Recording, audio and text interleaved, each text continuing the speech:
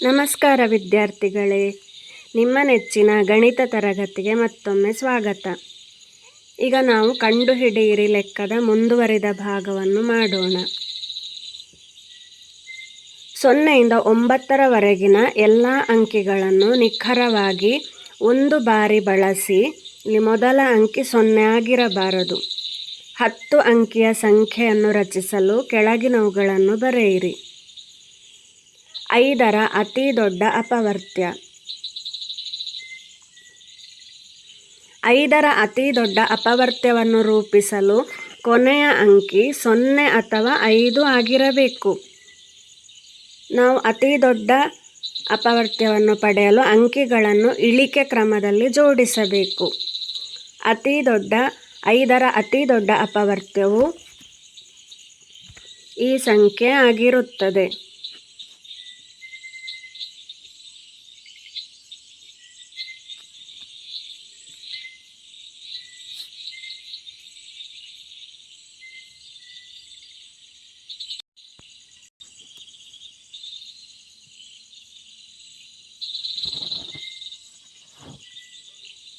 ಇದು 987,65,43,210 ಆಗಿದೆ.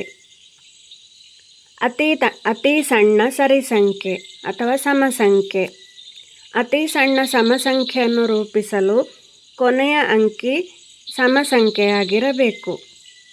ಸಮಸಂಖ್ಯೆ 0, 2, 4, 6 ಅಥವಾ 8 ಆಗಿರಬೇಕು. ನಾವು ಅತಿ ಚಿಕ್ಕ ಸಂಖ್ಯೆಯನ್ನು ಪಡೆಯಲು ಈ ಅಂಕಿಗಳನ್ನು ಏರಿಕೆ ಕ್ರಮದಲ್ಲಿ ಬರೆಯಬೇಕು. ನಾವು 0ಯನ್ನು ಮೊದಲು ಬರೆಯುವ ಹಾಗಿಲ್ಲ. ಹಾಗಾಗಿ ಆ ಸಂಖ್ಯೆಯು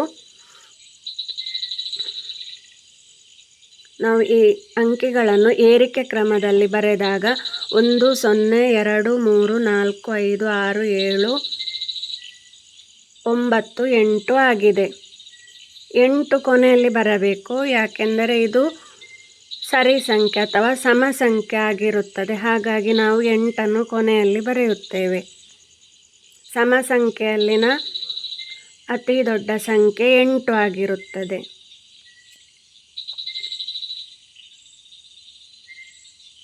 ಇದು 134,56,798 ಆಗಿದೆ.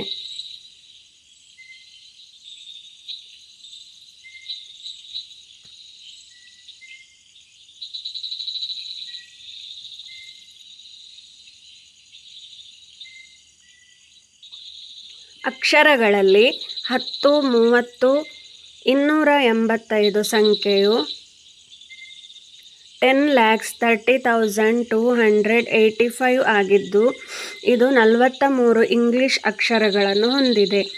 ಗರಿಷ್ಠ ಸಂಖ್ಯೆಯ ಅಕ್ಷರಗಳನ್ನು ಹೊಂದಿರುವ 7 ಅಂಕಿಯ ಸಂಖ್ಯೆಯ ಹೆಸರನ್ನು ನೀಡಿ.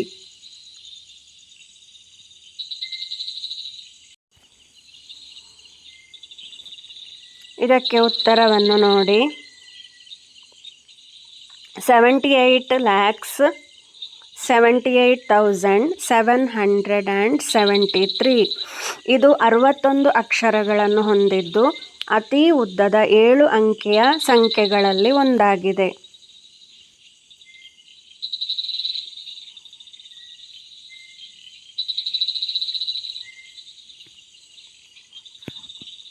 ಯಾವುದೇ 2 ಅಂಕಿಗಳನ್ನು ಅದಲು ಬದಲು ಮಾಡುವುದರಿಂದ ದೊಡ್ಡ ಸಂಖ್ಯೆ ಸಿಗುವಂತಹ 9 ಅಂಕಿಯ ಸಂಖ್ಯೆಯನ್ನು ಬರೆಯಿರಿ.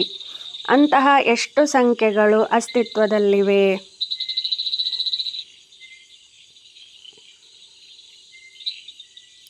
ಯಾವುದೇ 2 ಅಂಕಿಗಳನ್ನು ಅದಲು ಬದಲು ಮಾಡುವುದರಿಂದ ಮೌಲ್ಯವು ಹೆಚ್ಚಾಗುವುದನ್ನು ಖಚಿತಪಡಿಸಿಕೊಳ್ಳಲು ಅಂಕಿಗಳು ಎಡದಿಂದ ಬಲಕ್ಕೆ ಹೆಚ್ಚಾಗುತ್ತಾ ಹೋಗಬೇಕು. ಆದ್ದರಿಂದ ಆ ಜೋಡಣೆ 1, 2, 3, 4, 5, 6, 7, 8, 9 ಈ ರೀತಿ ಜೋಡಿಸಬೇಕು. ಅಂತಹ ಕೇವಲ ಒಂದು ಸಂಖ್ಯೆ ಮಾತ್ರ ಅಸ್ತಿತ್ವದಲ್ಲಿದೆ.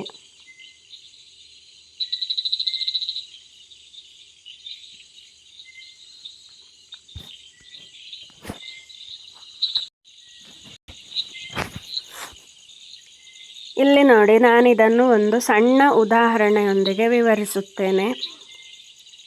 ಈಗ ನಾವು 123 ಮಾತ್ರ ತೆಗೆದುಕೊಳ್ಳುವ. ಇಲ್ಲಿ ನಾವು ಯಾವುದೇ 2 ಅಂಕಿಗಳನ್ನು ಅದಲು ಬದಲು ಮಾಡಿದಾಗ, ಈಗ 1 ಮತ್ತು 2 ಅದಲು ಬದಲು ಮಾಡಿದರೆ 213 ದೊರೆಯುತ್ತದೆ. ಈ 213 123ಕ್ಕಿಂತ ದೊಡ್ಡದಾಗಿದೆ. ಈಗ ನಾವು 3 ಮತ್ತು 2 ಅದಲು ಬದಲು ಮಾಡಿ ನೋಡುವ. 3 ಮತ್ತು 2 ಅದಲು ಬದಲು ಮಾಡಿದಾಗ ನಮಗೆ ಇಲ್ಲಿ 132 ದೊರೆಯುತ್ತದೆ. ಈ 132 123ಕ್ಕಿಂತ ದೊಡ್ಡದಾಗಿದೆ. ಈಗ ನಾವು 3 ಮತ್ತು 1 ಅದಲು ಬದಲು ಮಾಡಿದರೆ 321 ದೊರೆಯುತ್ತದೆ. 321 ಕೂಡ 123ಕ್ಕಿಂತ ದೊಡ್ಡದಾಗಿದೆ. ಹಾಗಾಗಿ ನಾವು ಏರಿಕೆ ಕ್ರಮದಲ್ಲಿ ಬರೆದಾಗ, ಚಿಕ್ಕ ಸಂಖ್ಯೆಯಿಂದ ದೊಡ್ಡ ಸಂಖ್ಯೆ ಬರುವ ಹಾಗೆ ಬರೆದಾಗ, ಯಾವುದೇ 2 ಅಂಕಿಗಳನ್ನು ಅದಲು ಬದಲು ಮಾಡಿದರೂ ಅದಕ್ಕಿಂತ ದೊಡ್ಡ ಸಂಖ್ಯೆಯೇ ನಮಗೆ ದೊರೆಯುತ್ತದೆ. ಹಾಗಾಗಿ ಅಂತಹ ಒಂದೇ ಸಂಖ್ಯೆ ಮಾತ್ರ ಅಸ್ತಿತ್ವದಲ್ಲಿದೆ ಎಂದು ಹೇಳಬಹುದು.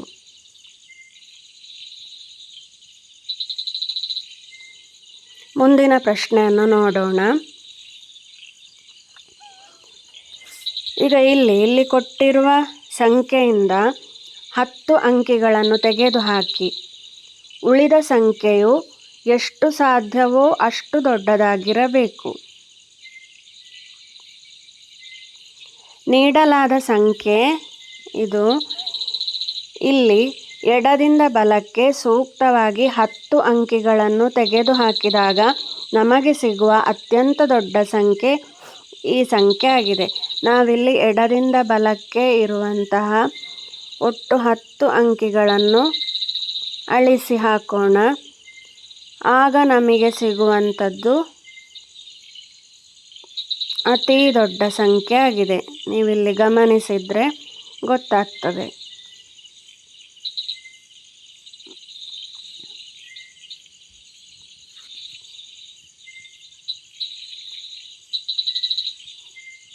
ಮುಂದಿನ ಪ್ರಶ್ನೆ ನೋಡೋಣ.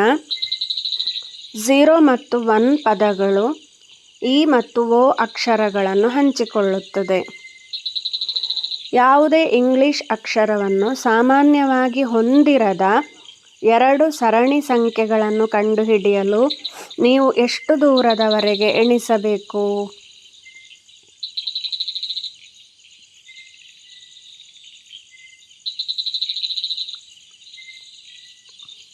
ಸರಣಿ ಸಂಖ್ಯೆಗಳ ನಡುವೆ ಹಂಚಿಕೊಳ್ಳಲಾದ ಅಕ್ಷರಗಳನ್ನು ಪರಿಶೀಲಿಸಿದಾಗ ಪ್ರತಿಯೊಂದು ಸರಣಿ ಸಂಖ್ಯೆಗಳ ಜೋಡಿಯು ಕನಿಷ್ಠ 1 ಅಕ್ಷರವನ್ನು ಸಾಮಾನ್ಯವಾಗಿ ಹೊಂದಿರುತ್ತದೆ.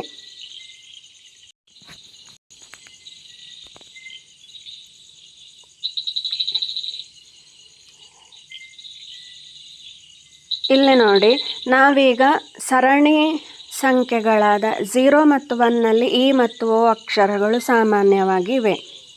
ಈಗ ನಾವು 1 ಮತ್ತು 2 ತೆಗೆದುಕೊಂಡಾಗ ಅಲ್ಲಿ ಓ ಎಂಬ ಅಕ್ಷರ 2 ಪದಗಳಲ್ಲಿ ಸಾಮಾನ್ಯವಾಗಿದೆ. ಇನ್ನು 2 ಮತ್ತು 3 ತೆಗೆದುಕೊಂಡ್ರೆ ಟಿ ಎಂಬ ಅಕ್ಷರ ಸಾಮಾನ್ಯವಾಗಿದೆ. 3 ಮತ್ತು 4 ತೆಗೆದುಕೊಂಡ್ರೆ ಆರ್ ಎಂಬ ಅಕ್ಷರ ಸಾಮಾನ್ಯವಾಗಿದೆ. 4 ಮತ್ತು 5 ಪದಗಳನ್ನು ತೆಗೆದುಕೊಂಡ್ರೆ ಎಫ್ ಎಂಬ ಅಕ್ಷರ ಸಾಮಾನ್ಯವಾಗಿದೆ.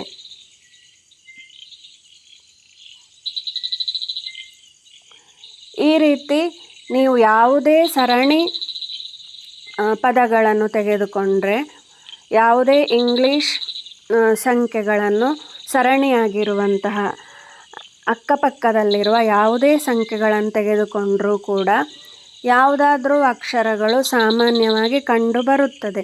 ನೀವು ಎಷ್ಟು ದೂರದವರೆಗೆ ಎಣಿಸಿದರೂ, ಎಷ್ಟು ದೊಡ್ಡ ಸಂಖ್ಯೆಯವರೆಗೆ ಎಣಿಸುತ್ತಾ ಹೋದರೂ ಸಾಮಾನ್ಯವಾದ ಅಕ್ಷರ ಇದ್ದೇ ಇರುತ್ತದೆ. ಕನಿಷ್ಠ 1 ಅಕ್ಷರವಾದರೂ ಸಾಮಾನ್ಯವಾಗಿ ಇರುತ್ತದೆ. ಆದ್ದರಿಂದ ಯಾವುದೇ ಸಾಮಾನ್ಯ ಅಕ್ಷರವನ್ನು ಹೊಂದಿರದ ಯಾವುದೇ ಸರಣಿ ಸಂಖ್ಯೆಗಳು ಇಂಗ್ಲಿಷ್ನಲ್ಲಿ ಇಲ್ಲ. ಮುಂದಿನ ಪ್ರಶ್ನೆಯನ್ನು ನೋಡೋಣ.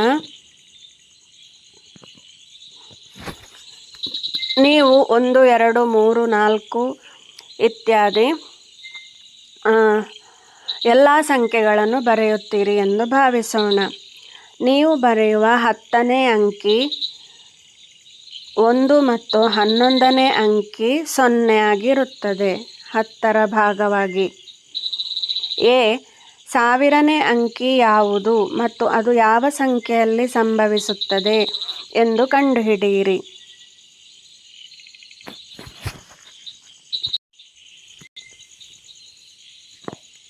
ಈಗ ನಾವು ಪ್ರಶ್ನೆಗೆ ಉತ್ತರವನ್ನು ಕಂಡುಹಿಡಿಯೋಣ. ಈಗ ನಾವು ಪ್ರಶ್ನೆಯನ್ನು ಮೊದಲು ಸರಿಯಾಗಿ ಅರ್ಥ ಮಾಡಿಕೊಳ್ಳೋಣ. ನೋಡಿ, ಇಲ್ಲಿ ನಾವು ಸಂಖ್ಯೆಗಳನ್ನು ಸಾಲಾಗಿ ಬರೆಯುತ್ತಾ ಹೋದರೆ 1ರಿಂದ 1, 2, 3, 4, 5, 6, 7, 8, 9, 10, 11, 12, 13, 14, 15 ಈ ರೀತಿ ಸಾಲಾಗಿ ಬರೆಯುತ್ತಾ ಹೋದಾಗ ಇಲ್ಲಿ 1ರಿಂದ 9ರವರೆಗೆ ಒಂದೊಂದೇ ಅಂಕಿ ಇದೆ. ಆದರೆ 10 ಬಂದಾಗ ಅದು 2 ಅಂಕಿಗಳನ್ನು ಅಂದರೆ 1 ಮತ್ತು 0 ಒಳಗೊಂಡಿರುತ್ತದೆ. ಇಲ್ಲಿ 9ನೇ ಅಂಕಿ ಎಷ್ಟು?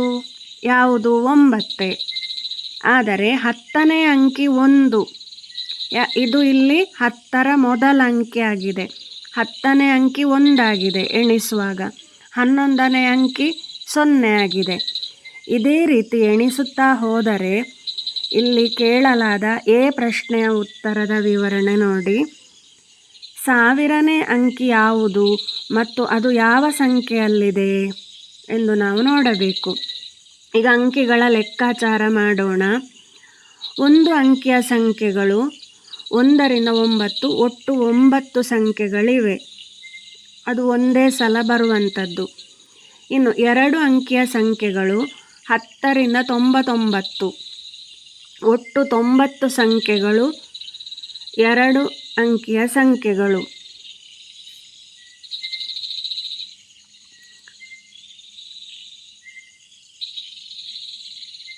ಇದು 2 ಸಲ ಬರುವ ಕಾರಣ ಒಟ್ಟು 180 ಅಂಕಿಗಳು. 99ರವರೆಗೆ ಬರೆದು ಮುಗಿಸಿದಾಗ ಒಟ್ಟು ಬಳಕೆಯಾದ ಅಂಕಿಗಳು 9 ಕೂಡಿಸು 180 ಸಮ 189 ಅಂಕಿಗಳಾಗಿವೆ. ಈಗ ಹಂತ 2ಕ್ಕೆ ಹೋಗೋಣ. 1000ನೇ ಅಂಕಿಗೆ ಇನ್ನು ಎಷ್ಟು ಅಂಕಿಗಳು ಬೇಕು? ನಮಗೆ ಬೇಕಾಗಿರುವುದು 1000ನೇ ಅಂಕಿ. ಹಾಗಾಗಿ 1000ದಿಂದ 189 ಕಳೆದಾಗ 811 ಅಂಕಿಗಳು ಇನ್ನೂ ಬೇಕು. 99ರ ನಂತರ ಬರುವ ಸಂಖ್ಯೆಗಳು 3 ಅಂಕಿಯ ಸಂಖ್ಯೆಗಳು 100, 101, 102 ಇತ್ಯಾದಿ. ಹಂತ 3. ಈ 811 ಅಂಕಿಗಳನ್ನು ಪಡೆಯಲು ಎಷ್ಟು 3 ಅಂಕಿಯ ಸಂಖ್ಯೆಗಳು ಬೇಕು ಎಂದು ನೋಡಲು 3ರಿಂದ ಭಾಗಿಸಬೇಕು. 811 ಭಾಗಿಸು 3 ಸಮ 270. ಉಳಿಕೆ 1. ಅಂದರೆ ನಮಗೆ ಪೂರ್ತಿಯಾಗಿ 270 ಸಂಖ್ಯೆಗಳು ಬೇಕು ಮತ್ತು ಮುಂದಿನ ಸಂಖ್ಯೆಯ 1ನೇ ಅಂಕಿ ಬೇಕು. ಹಂತ 4. ಸಂಖ್ಯೆಯನ್ನು ಕಂಡುಹಿಡಿಯುವುದು. 3 ಅಂಕಿಯ ಸಂಖ್ಯೆಗಳು 100ರಿಂದ ಪ್ರಾರಂಭವಾಗುವುದರಿಂದ 270ನೇ ಸಂಖ್ಯೆ ಯಾವುದು ಎಂದರೆ 100 ಕೂಡಿಸು 270 ಕಳೆ 1 ಸಮ 369. ಹಾಗಾಗಿ ಮುಂದಿನ ಸಂಖ್ಯೆ ಅಂದರೆ ಉಳಿಕೆ 1ಕ್ಕಾಗಿ ಬೇಕಾದ ಸಂಖ್ಯೆ 370. 370ರ ಮೊದಲ ಅಂಕಿ ಯಾವುದು? ಅದು 3. ಉತ್ತರ 1000ನೇ ಅಂಕಿ 3 ಆಗಿದೆ ಮತ್ತು ಅದು 370 ಎಂಬ ಸಂಖ್ಯೆಯಲ್ಲಿ ಬರುತ್ತದೆ.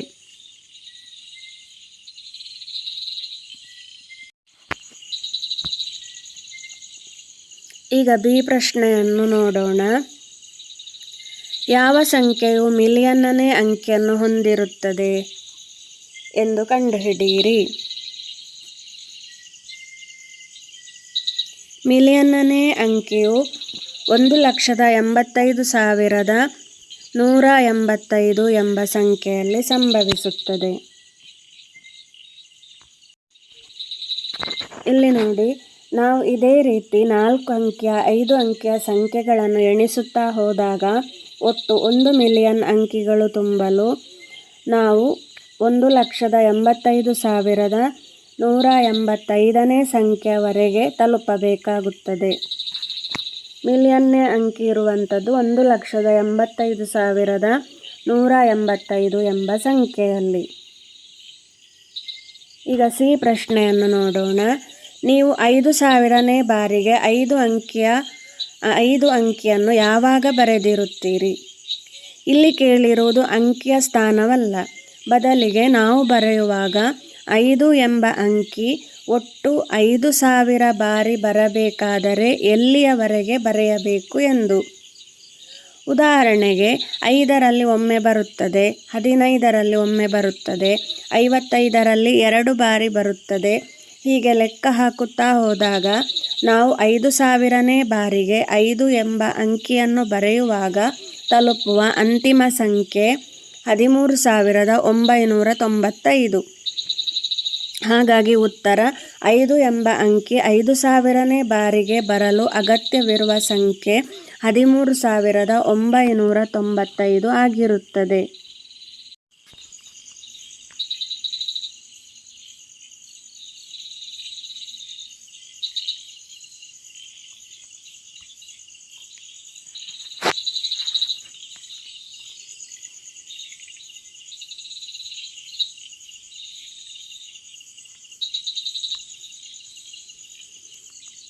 ಧನ್ಯವಾದಗಳು. ಮುಂದಿನ ಲೆಕ್ಕಗಳನ್ನು ನಾವು ಮುಂದಿನ ತರಗತಿಯಲ್ಲಿ ಮಾಡೋಣ.